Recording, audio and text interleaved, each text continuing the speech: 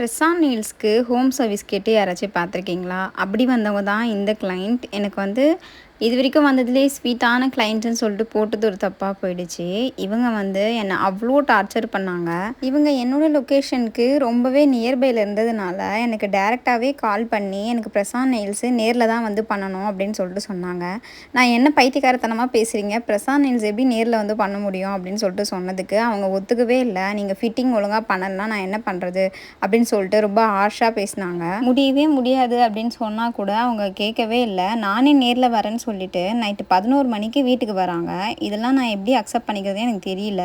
நான் கேன்சல் பண்ணிக்கோங்கன்னு சொல்லிட்டு லாஸ்ட் மினிட்டில் கூட சொல்லிட்டேன். பட் அவங்க வந்து கேட்கவே இல்லை. எனக்கு வேணும், லாஸ்ட் மினிட் ஆர்டர், அதுவும் அவங்களுக்கு மறுநாளே வேணும் அப்படின்னு சொல்லிட்டு கேட்குறாங்க.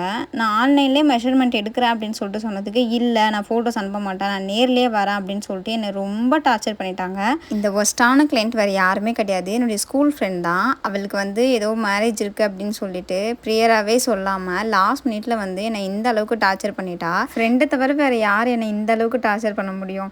இந்த ஒர்க் எப்படி இருக்குது அப்படின்றத கமெண்ட்டில் சொல்லிட்டு போங்க. ஃபர்ஸ்ட் டைம் பிங்க் கேட்டை ட்ரை பண்ணியிருக்கேன். உங்களுக்கு பிடிச்சிருந்துச்சுன்னா மறக்காமல் லைக் அண்ட் ஃபாலோ பண்ணிக்கோங்க. உங்களுக்கு ஏதாச்சும் பிரசான் நெயில்ஸ் நீட் இருந்ததுன்னா ஏஞ்சல்ஸ் கனமுக்கு ஹாய்னு மெசேஜ் பண்ணுங்கள்.